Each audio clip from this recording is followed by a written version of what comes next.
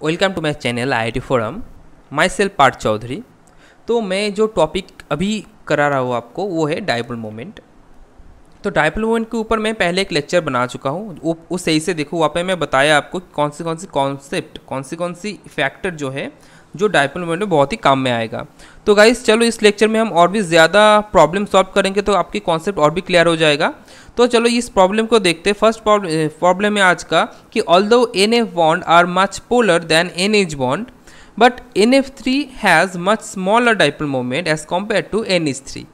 मतलब क्या है कि NF बॉन्ड ज़्यादा पोलर है लेकिन NH बॉन्ड में जो डायपोल मोमेंट है वो ज़्यादा क्यों हो गया। ओके मतलब NH3 जो होल मॉलिक्यूल है उसका डायपोल मोमेंट NF3 से ज़्यादा क्यों है। तो चलो इसलिए पहले स्टेप क्या है हमारा, स्ट्रक्चर बनाना। तो स्ट्रक्चर बनाने से पहले आप फॉर्मूला लिख लो। कौन सी फॉर्मूला कि V plus M minus C plus A divided by 2। ये होता है आपका जियोमेट्री निकालने की फॉर्मूला। जो V है आपका वैलेंस इलेक्ट्रॉन, M है आपके मोनोवैलेंट एटम, C है आपकी कैटायन एंड A आपका है एनायन डिवाइडेड बाई 2। तो ये वैल्यू अगर 2 हुआ तो होगा आपका लीनियर, ऐसे में बता दिया लास्ट लेक्चर में, एक बार सुन लो। 3 होगा तो ट्राइगोनल प्लेनर, 4 होगा तो टेट्राहेड्रल, 5 होगा तो ये ट्राइगोनल बाइपिरामिडल, ऐसा। ओके तो चलो इसी स्ट्रक्चर में आप करके देखो कि NH3 एंड NF3 दोनों में ही ये जो वैल्यू है, ये जो फॉर्मूला से वैल्यू निकलेगा वो निकलेगा 4, क्योंकि नाइट्रोजन का वैलेंस इलेक्ट्रॉन है 5 एंड इसकी मोनोवैलेंट एटम है, F भी है मोनोवैलेंट एंड H भी है मोनोवैलेंट। तो 3 मोनोवैलेंट है, तो 5 plus 3 equal to 8 divided by 2 equal to 4 होगा। ओके तो इसका 4 है, तो इस टेट्राहेड्रल स्ट्रक्चर है। तो बना लेते हैं स्ट्रक्चर। यह है एन आपका, एक होगा लोन पेयर। ओके आप 3 बॉन्ड है, हाइड्रोजन हाइड्रोजन हाइड्रोजन एंड यहाँ पे देखो NF3 में यहाँ पे भी एक लोन पेयर है। ओके एंड यहाँ पे भी 3 बॉन्ड है, एक है फ्लोरीन, एक है फ्लोरीन, यहाँ पे फ्लोरीन। तो गाइस फर्स्ट स्टेप क्या है हमारा कि इलेक्ट्रोनेगेटिव कौन है उसके ऊपर डेल्टा नेगेटिव दो। तो चलो देखते हैं कि नाइट्रोजन और हाइड्रोजन में कौन इलेक्ट्रोनेगेटिव है, नाइट्रोजन, तो इस पर डेल्टा नेगेटिव, तो हाइड्रोजन के ऊपर डेल्टा पॉजिटिव दे दो। And lone pair and nitrogen में लोन पेयर के ऊपर डेल्टा नेगेटिव आएगा एंड नाइट्रोजन के ऊपर डेल्टा पॉजिटिव आएगा। ओके तो चलो अब NF3 में देखते हैं इस बार। NF3 में क्या होगा, लोन पेयर के ऊपर डेल्टा नेगेटिव, इसके ऊपर delta positive and nitrogen and fluorine में fluorine is more electronegative than nitrogen, तो फ्लोरीन के ऊपर नेगेटिव आएगा एंड नाइट्रोजन के ऊपर पॉजिटिव आएगा। तो अब क्या करेंगे, हम डायरेक्शन देंगे। किसका डायरेक्शन, डायपोल मोमेंट की डायरेक्शन। तो देखो NH3 में देखो तो हाइड्रोजन से नाइट्रोजन मोर इलेक्ट्रोनेगेटिव है, तो more electronegative that is delta जिसके ऊपर होगा उसमें जो डायरेक्शन की एरो उस तरफ होगा, तो दे दे इस तरफ एरो। ओके तो चलो सब में देते हैं एरो, दे दे सब में एरो एंड लोन पेयर की तरफ ये एरो होगा। तो टोटल जो एरो हुआ, जो टोटल रिजल्टेंट जो वेक्टर डायरेक्शन हुआ किस तरफ हुआ, ऊपर की तरफ होगा। ठीक है ये NH3 की साइड से एंड NF3 की साइड से क्या होगा कि फ्लोरीन इज मोर इलेक्ट्रोनेगेटिव, तो एरो फ्लोरीन की तरफ होगा, तो दे दो फ्लोरीन की तरफ एरो दे दो एंड लोन पेयर के ऊपर डेल्टा नेगेटिव है तो ऊपर एक लोन पेयर होगा कि डायरेक्शन जो है वो ऊपर की तरफ होगा। तो यहाँ पे देखो डायरेक्शन क्या है, थोड़ा ऊपर की तरफ भी है थोड़ा नीचे की तरफ भी है, तो इसीलिए गाइस थोड़ा कैंसिलेशन होता है NF3 में। ओके रिजल्टेंट जो फैक्टर होता है वो कैंसिलेशन हो जाता है, इसीलिए NF3 का जो डायपोल मोमेंट है वो थोड़ा कम हो जाता है as compare to NH3। Okay आगे समझ में गाइस आपको, आई थिंक इसमें कोई प्रॉब्लम नहीं है। तो चलो गाइस हम नेक्स्ट प्रॉब्लम में जाते हैं। नेक्स्ट प्रॉब्लम क्या है गाइस, टॉलुइन जो है वो क्या डायपोल मोमेंट शो करता है, क्यों करता है, ये क्वेश्चन एक्सप्लेन करो इसको। बोर्ड में बहुत बार आ चुका है कि टॉलुइन का डायपोल मोमेंट क्यों शो करेगा। तो चलो इसलिए पहले हम देख लेते हैं टॉलुइन का स्ट्रक्चर क्या होता है। क्या होता है टॉलुइन का स्ट्रक्चर, ये बेंजीन रिंग होता है, उसके ऊपर एक CH3 ग्रुप होता है, राइट। तो बेंजीन का हम ऑल्टरनेटिव डबल बॉन्ड दे दिया, अब ये CH3। तो गाइस यहाँ पे सही से समझो, यहाँ पे और एक कॉन्सेप्ट है जो आपको समझना चाहिए। ये कॉन्सेप्ट है कि sp2 and sp3 that is hybridisation. You know ये हाइब्रिडाइजेशन में कौन सी हाइब्रिडाइजेशन में इलेक्ट्रोनेगेटिविटी ज़्यादा है और कौन सी हाइब्रिडाइजेशन में इलेक्ट्रोनेगेटिविटी कम है। तो चलो मैं आपको लिस्ट दे देता हूँ कि ये देखो sp is more electronegative than sp2 and sp2 is more electronegative than sp3. Okay, तो ये हो गया आपका इलेक्ट्रोनेगेटिविटी के जो ऑर्डर। तो अब इस स्ट्रक्चर में टोलुइन में हम देखेंगे कि कौन सी कार्बन कौन सी हाइब्रिडाइज्ड है। ओके, तो देखो गाइस, आपको और एक भी चीज़ पता होना चाहिए कि अगर कार्बन जो है, ये कार्बन जो है वो सिंगल बॉन्ड से जुड़ा होगा तो उसको कहेंगे हम sp3। अगर ये कार्बन डबल बॉन्ड से जुड़ा होगा तो उसको कहेंगे हम sp2। अगर ये कार्बन दोनों साइड से दो डबल बॉन्ड से जुड़ा होगा तो कहेंगे हम sp। एंड ये कार्बन अगर ट्रिपल बॉन्ड से जुड़ा होगा तो कहेंगे हम sp। तो ये याद रखना, ये बहुत एक इम्पॉर्टेंट थ्योरी है, एक बहुत ही इम्पॉर्टेंट रूल्स भी है। तो ये याद रखोगे तो आप इजीली कार्बन के हाइब्रिडाइजेशन बता सकोगे। ठीक है, तो चलो देखते हैं हम इसमें प्रॉब्लम में क्या हो रहा है। इस प्रॉब्लम में गाइस देखो आप, इसमें क्या देखना है मुझे, इस जो बेंजीन का जो कार्बन है ये तो सब सिमिलर ही है। क्यों सिमिलर है? क्योंकि हर एक में ऑल्टरनेटिव डबल बॉन्ड है। तो ये जितना भी कार्बन है ये sp2 हाइब्रिडाइज्ड है। एंड ये जो टोलुइन का जो ये CH3 ग्रुप है ये है आपका sp3 हाइब्रिडाइज्ड, क्योंकि ये जो कार्बन है ये सिंगल बॉन्ड से जुड़ा है। आप यहाँ पे देखो मैं लिख लिया कि कार्बन अगर सिंगल बॉन्ड से जुड़ा होगा तो sp3 कहेंगे। तो गाइस अब बताओ sp2 एंड sp3, ये जो बेंजीन का ही sp2 हाइब्रिडाइज्ड है, तो sp2 एंड sp3 में कौन ज़्यादा इलेक्ट्रोनेगेटिव है? sp2 है, क्योंकि ये ऑर्डर को फॉलो करो आप, ऑर्डर को देखो मैं लिख लिया ऊपर। तो चलो देते हैं हम, ये जो कार्बन है गाइस ये है आपका sp3 एंड ये सब, ये जो कार्बन है ये है sp2 एंड बेंजीन का और भी जितना कार्बन है सब sp2 ही हाइब्रिडाइज्ड है। ओके, तो चलो हम देखेंगे चार्ज सेपरेशन करेंगे इस बार। चार्ज सेपरेशन मतलब किस में नेगेटिव किस में पॉजिटिव। तो ज़्यादा इलेक्ट्रोनेगेटिव अगर sp2 है तो sp2 के ऊपर डेल्टा नेगेटिव आएगा, एंड sp3 अगर लेस इलेक्ट्रोनेगेटिव है तो इसमें डेल्टा पॉजिटिव आएगा। तो इस बार क्या करेंगे, डायरेक्शन देंगे। तो चार्ज की डायरेक्शन किस तरह होगा, इस तरह होगा।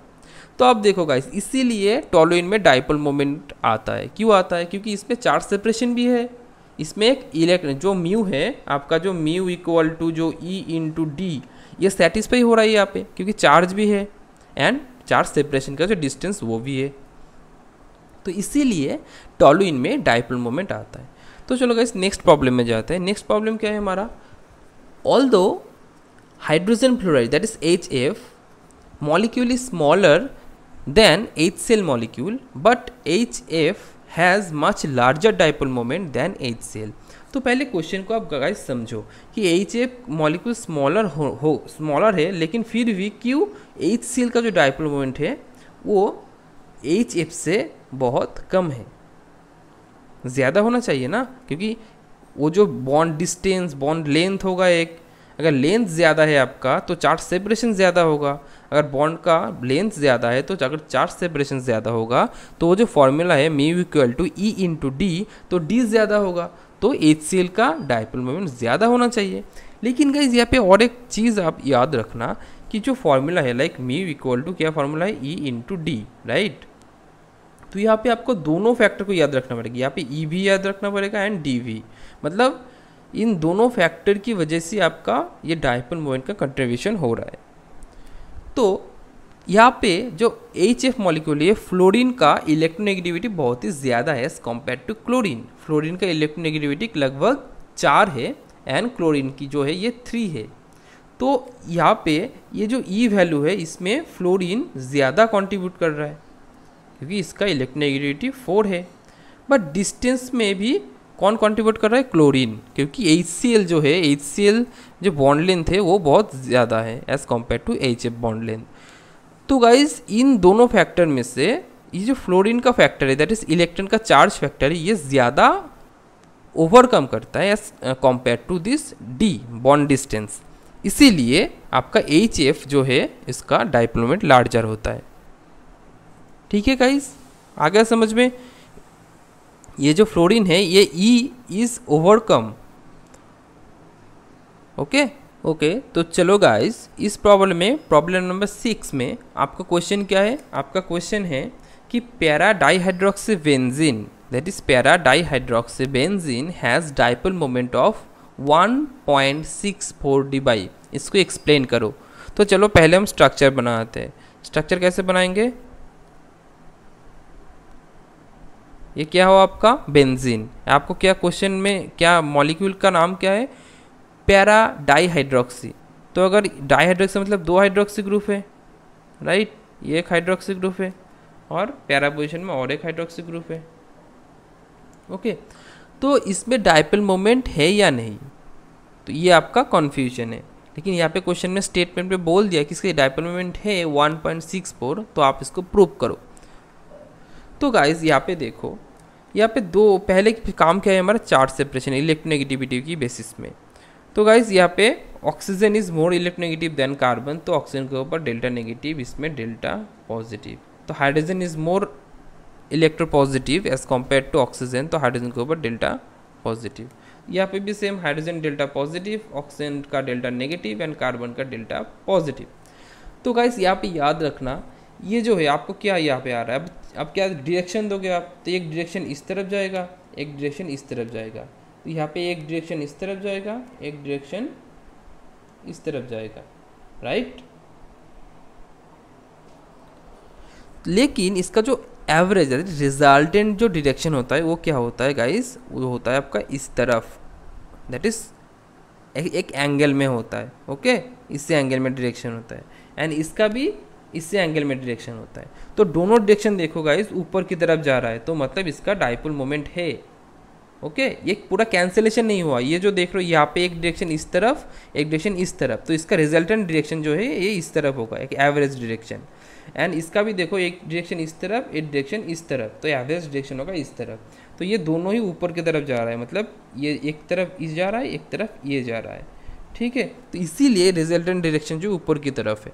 ओके गाइस, तो इसका रिजल्टेंट डायरेक्शन क्या होगा, इसी तरफ होगा। ओके, तो that is why para dihydroxy benzene has the dipole moment of value 1.64 debye. Okay, next problem क्या है, नेक्स्ट प्रॉब्लम है chloromethane has higher dipole moment than fluoromethane even though fluorine is more electronegative than chlorine. Why, मतलब fluorine का electronegativity chlorine से ज़्यादा है, but फिर chlorine का जो डाइपोल मोमेंट है वो फ्लोरीन से कम क्यों है। तो गाइस ये देखो कि डाइपोल मोमेंट क्या होता है आपका, म्यू इक्वल टू क्या होता है, ई इंटू डी। तो हमें दोनों फैक्टर देखना पड़ेगा, ई भी देखना पड़ेगा एंड डी भी देखना पड़ेगा। तो यहाँ पे याद रखना कि सी एक्स जो बॉन्ड है, एक्स मतलब यहाँ पे क्लोरीन एंड फ्लोरीन की बात कर रहा हूँ मैं, दैट इज हैलोजन। तो ये सी एक्स बॉन्ड में जो सी सी एल बॉन्ड है ये लार्जर होता है as compare to C F bond. तो गाइस क्या होगा, ये जो डी है, ये जो डी कंट्रीब्यूशन है, ये डी क्या होगा, बहुत ज़्यादा होगा। तो अगर डी ज़्यादा होगा तो गाइस म्यू क्या होगा, ज़्यादा होगा। तो इसीलिए सी सी एल जो है, मतलब क्लोरोमीथेन में, क्लोरोमीथेन दिखता कैसा है आपको, क्लोरोमीथेन दिखता है आपका H C H H C L. Okay, तो इसमें जो सी सी एल बॉन्ड है, एंड सेम फ्लोरोमीथेन कैसा दिखता है, fluoromethane H C H H F. Okay, तो यहाँ पे चार्ज सेपरेशन का मतलब क्या है, चार्ज सेपरेशन मतलब यहाँ पे डेल्टा पॉजिटिव, ये डेल्टा नेगेटिव। अभी तक तो आपको समझ में आ गया क्यों डेल्टा पॉजिटिव डेल्टा नेगेटिव दे रहा हूँ मैं, क्योंकि chlorine is more electronegative than carbon. Okay, ये पे भी delta negative and delta positive है। तो गाइस, तो चार्ज सेपरेशन तो है, लेकिन ये डिस्टेंस मैटर करेगा, मतलब ये डी मैटर करेगा इस बार। तो ई लगभग दोनों में उतना चेंजेस नहीं है। Fluorine is more electronegative than chlorine, but is value is 4 and 3, that is fluorine has electronegativity of 4 and chlorine has electronegative value of 3। But यहाँ पे डिस्टेंस बहुत ही ज़्यादा मैटर करेगा, मतलब डिस्टेंस के लिए ही ये जो टोटल वैल्यू है, म्यू वैल्यू है, वो ज़्यादा है। ओके, तो इसीलिए mu of that is C C L is greater than mu of C F होगा। ओके गाइस, आई थिंक समझ में आ गया आपको। चलो नेक्स्ट प्रॉब्लम करते हैं। तो नेक्स्ट प्रॉब्लम में देखो यहाँ पे बताया कि dipole moment of ethyl chloride that is CH3CH2Cl is larger than that of vinyl chloride. तो गाइस चलो देखते हैं पहले प्रॉब्लम में क्या बताया। प्रॉब्लम में ये बताया कि जो CH3CH2Cl है, इसका डाइपोल मोमेंट जो है वो लार्जर है। ओके, तो चलो पहले स्ट्रक्चर बनाते हैं। CH3 CH2 and Cl, right? Okay, CH3 CH2 Cl। तो गाइस CH3CH2Cl है तो क्या होगा, पहले चार्ज सेपरेशन करेंगे। चार्ज सेपरेशन मतलब क्लोरीन के ऊपर डेल्टा नेगेटिव, इस कार्बन के ऊपर डेल्टा पॉजिटिव है। ओके, तो ये हो गया आपका चार्ज सेपरेशन। तो डायरेक्शन किस तरफ होगा, इस तरफ होगा। तो अब चलो देखते हैं नेक्स्ट वाला, दैट इज विनाइल क्लोराइड का स्ट्रक्चर कैसे होता है। विनाइल क्लोराइड का स्ट्रक्चर होता है CH2 double bond CH right. तो ये होता है विनाइल क्लोराइड का स्ट्रक्चर। तो देखो यहाँ पे भी ये डेल्टा नेगेटिव है, ये डेल्टा पॉजिटिव है, तो डायरेक्शन इस तरफ होगा। यस गाइस, डायरेक्शन इस तरफ होगा, लेकिन क्लोरीन में दो क्या होता है आपका free electron, that is lone pair होता है क्लोरीन में। ओके, ये लोन पेयर की वजह से क्लोरीन क्या करता है, रेजोनेंस होता है। यहाँ पे रेजोनेंस होके आपका जो कॉन्जुगेटिव स्ट्रक्चर बनाता है वो होता है आपका, कैसा दिखता है वो, CH2 single bond CH double bond Cl, that is यहाँ पे डेल्टा नेगेटिव चार्ज आ जाता है, क्योंकि जहाँ पे ये एरो होगा उसके ऊपर डेल्टा नेगेटिव चार्ज आएगा। तो इसीलिए इसका डायरेक्शन थोड़ा इस direction, that is negative direction में भी चला जाता है। तो ये जो देखो, ये एक डायरेक्शन इस तरफ है और एक डायरेक्शन इस तरफ है, इसीलिए जो नेट डाइपोल मोमेंट है वो थोड़ा कैंसिलेशन हो जाएगा। ओके, पूरा तो कैंसिलेशन नहीं होगा, एक एवरेज जो रिजल्टेंट डाइपोल मोमेंट है वो थोड़ा कम हो जाएगा। इसीलिए विनाइल क्लोराइड का जो डाइपोल मोमेंट है वो कम है, किससे, ये इथाइल क्लोराइड से। समझ में आ गया आपको, क्योंकि यहाँ पे रेजोनेंस हो रहा है। तो रेजोनेंस होने की वजह से क्या हो रहा है, यहाँ पे क्लोरीन का जो लोन पेयर वो कॉन्जुगेशन में इन्वॉल्व हो रहा है, इसीलिए डेल्टा नेगेटिव चार्ज इसी कार्बन में आ गया। तो that is why one direction is right side and another direction is left side. So that is why the dipole moment of vinyl chloride is somehow less as compared to ethyl chloride. Okay guys, look at this problem. Question number 9. यहाँ पे question क्या है, 1,2-dichloroethane has a little dipole moment whereas 1,2-ethanediol has considerable dipole moment. ये क्यों है, तो 1,2-डाइक्लोरोइथेन का बहुत ही कम डाइपोल मोमेंट है, बट 1,2-इथेनडाइल का बहुत ही ज़्यादा डाइपोल मोमेंट है। तो इसीलिए गाइस हमें स्ट्रक्चर बनाना पड़ेगा इसका। ठीक है, तो स्ट्रक्चर कैसे बनाएंगे हम, एक इसका न्यूमैन स्ट्रक्चर बनाएंगे। ओके, तो न्यूमैन स्ट्रक्चर कैसे बनाते हैं गाइस, लाइक ये आपका दोनों में एक राउंड देना होता है, ये क्लास 11 में आप सीख चुके हो। तो ऐसे बनाते हैं आपका न्यूमैन स्ट्रक्चर। ठीक है, तो चलो अब हम देखेंगे कि दोनों का स्ट्रक्चर क्या है। तो चलो नीचे मैं लिख लेता हूँ, ये जो स्ट्रक्चर है ये है CH2CH2। तो क्वेश्चन क्या है, 1,2-डाइक्लोरोइथेन, तो यहाँ पे भी एक Cl, यहाँ पे भी एक Cl, मतलब Cl CH2 CH2 Cl, and यहाँ पे सेम 1,2-इथेनडाइल, that is CH2 CH2 OH and OH। Okay, तो चलो हम बनाते हैं। तो चलो इस जो कार्बन है इसको समझ लो कि ये फ्रंट कार्बन है। तो यहाँ पे फ्रंट कार्बन में ये जो कार्बन है यहाँ पे फ्रंट कार्बन है। तो चलो इसको मैं कार्बन दे देता हूँ तो आपको समझने में आएगा अच्छे से। ओके, तो ये जो कार्बन है इस कार्बन में क्या है, 2 हाइड्रोजन एंड एक OH। तो चलो देते हैं, एक OH एंड 2 हाइड्रोजन। ओके, एक हाइड्रोजन, यहाँ पे नीचे एक हाइड्रोजन, एंड ये वाला जो कार्बन है, ये वाला कार्बन, तो ये ठीक इससे पीछे है। ओके, इसके पीछे है। तो इस कार्बन में भी 2 हाइड्रोजन है, एक OH है। तो चलो ये भी दे देते हैं हम। तो एक OH है एंड 2 हाइड्रोजन है। ओके, ये हो गया हमारा 1,2-इथेनडाइल का स्ट्रक्चर। तो चलो 1,2-डाइक्लोरोइथेन का भी स्ट्रक्चर सेम देखते हैं कि ये जो कार्बन है, ये वाला पहला कार्बन, 1 नंबर कार्बन, तो उसको 1 नंबर कार्बन को हम पहले दिखाया क्योंकि इस तरफ से हम देख रहे हैं, अगर इसी साइड से देख रहे हैं तो ये कार्बन पहले आएगा। तो इसमें 2 हाइड्रोजन एक क्लोरीन है। तो चलो दे दो, क्या दोगे, 2 हाइड्रोजन एक क्लोरीन। तो चलो ये वाला क्लोरीन है। ओके, ये हाइड्रोजन है, ये हाइड्रोजन है। तो गाइस इस बार देखो आप जो नेक्स्ट कार्बन दैट इज ये कार्बन है, इसमें भी 2 हाइड्रोजन एक क्लोरीन है। तो ये कहाँ पे देखो क्लोरीन यहाँ पे भी आ सकता है, यहाँ पे भी आ सकता है, यहाँ पे भी आ सकता है। तो गाइस क्लोरीन अगर आप यहाँ पे दोगे, लाइक चलो मैं ले लेता हूँ, अगर क्लोरीन आप यहाँ पे दिए तो क्या होगा, ये क्लोरीन क्लोरीन रिपल्शन होगा। तो इस क्लोरीन क्लोरीन रिपल्शन की वजह से ये जो स्ट्रक्चर होगा ये बहुत ही अनस्टेबल होगा।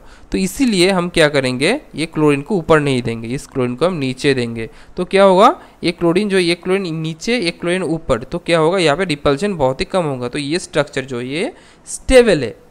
ओके, तो हाइड्रोजन कहाँ पे जाएगा, ऊपर जाएगा, यहाँ पे एक हाइड्रोजन, यहाँ पे एक हाइड्रोजन। तो गाइस आप बता सकते हो कि यहाँ पे भी रिपल्शन होना चाहिए, 2 OH ग्रुप है, लेकिन यहाँ पे रिपल्शन तो होता है, लेकिन उससे भी एक अच्छा जो इम्पॉर्टेंस है यहाँ पे जो हाइड्रोजन बॉन्डिंग। ओके, तो यहाँ पे एक हाइड्रोजन बॉन्डिंग होता है गाइज, ये जो ऑक्सीजन एंड ये जो हाइड्रोजन है। तो इसीलिए ये जो फॉर्म है, ये वाला फॉर्म ये बहुत ही स्टेबल होता है। ओके, आई थिंक कोई प्रॉब्लम नहीं है आपको, आ गया ना समझ में कि ये जो स्ट्रक्चर ये स्टेबल क्यों होता है। तो इसीलिए गाइस अब हम क्या करेंगे, डेल्टा नेगेटिव डेल्टा पॉजिटिव देंगे। तो चलो ये carbon and chlorine, delta negative ऊपर, ये डेल्टा नेगेटिव नीचे। ओके, तो डायरेक्शन इसका एक ऊपर हुआ, एक डायरेक्शन इसका नीचे हुआ। तो क्या हुआ, इसका नेट जो डायपोल मोमेंट है वो क्या हुआ, थोड़ा कैंसिलेशन हो गया। ओके, दिस इज वाई 1,2-डाइक्लोरोइथेन has a little dipole moment. But अब यहाँ पे देखो, यहाँ पे क्या हो रहा है, ये एक तो ऊपर है क्योंकि ऑक्सीजन मोर इलेक्ट्रोनेगेटिव है, यहाँ पे भी मोर इलेक्ट्रोनेगेटिव है। तो एक डायरेक्शन ऊपर इस तरफ है, एक डायरेक्शन इस तरफ है। तो नेट जो मोमेंट है वो कैंसिलेशन नहीं होगा, वो इस तरफ होगा। तो इसीलिए दैट इज 1,2-इथेन डाइऑल, दैट इज ये स्ट्रक्चर जो है it has considerable dipole moment. आ गया समझ में। तो चलो नेक्स्ट। तो गाइज ये प्रॉब्लम क्या है, क्वेश्चन नंबर ये 10 होगा, लास्ट क्वेश्चन। ओके, इस क्वेश्चन में हम देखेंगे कि chlorobenzene has a larger dipole moment than fluorobenzene even though fluorine is more electronegative than chlorine.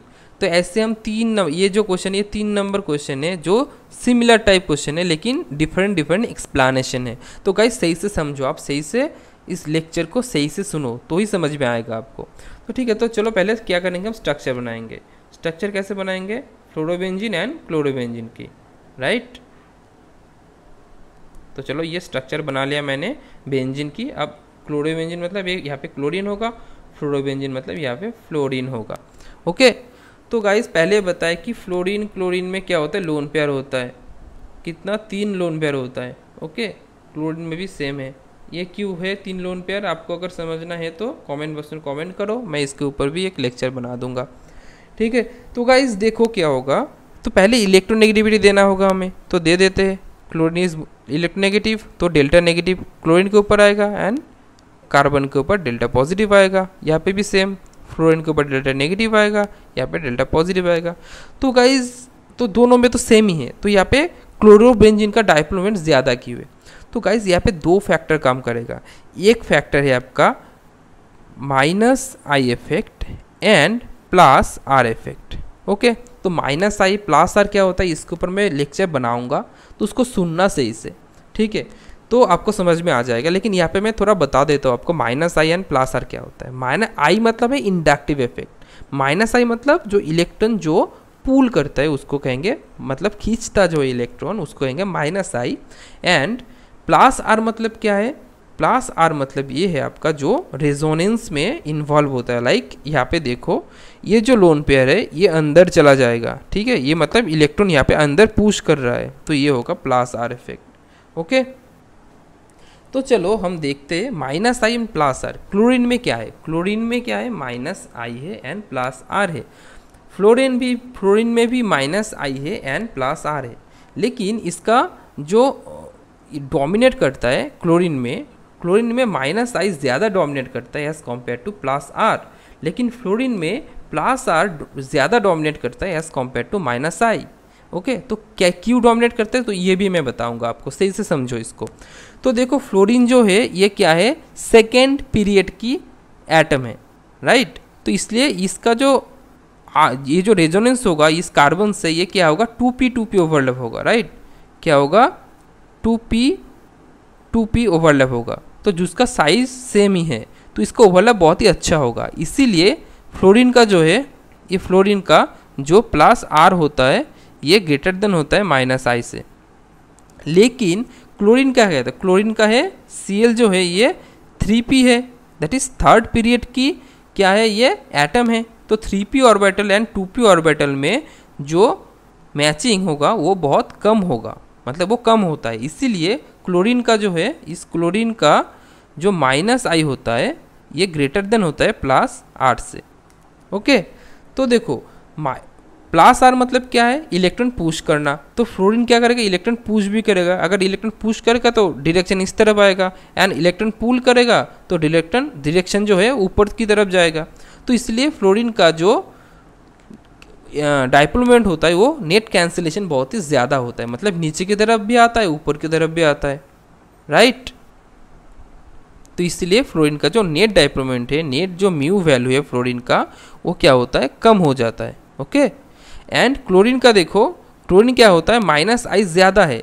तो क्लोरीन माइनस I ज़्यादा है तो ऊपर में डायरेक्शन बहुत ज़्यादा होगा, एंड प्लस R बहुत ही कम है, बहुत ही कम प्लस R है। तो इसीलिए उसका नेट डाइपोल मोमेंट है जो ऊपर की तरफ जाएगा। ओके, तो इसीलिए जो म्यू वैल्यू है ये क्लोरीन में ज़्यादा है as compare to fluorine. Okay, तो that is why chlorobenzene has a larger dipole moment than fluorobenzene. तो गाइस समझ में आ गया, ये तो बहुत ही अच्छा वाला प्रॉब्लम था। ये प्रॉब्लम बहुत बार ये प्रॉब्लम जो कॉम्पिटिटिव एग्जाम्स है, लाइक आप नीट बोल लो, आप JEE ले लो, तो सब में ये ऐसा प्रॉब्लम बार आया है। तो इस लेक्चर को सही से सुनो, अगर नहीं समझ में आया तो दोबारा सुनो, एंड कमेंट बॉक्स में कमेंट करो कि कौन सी जगह में आपको दिक्कत आ रहा है। ठीक है, तो गाइस थैंक यू।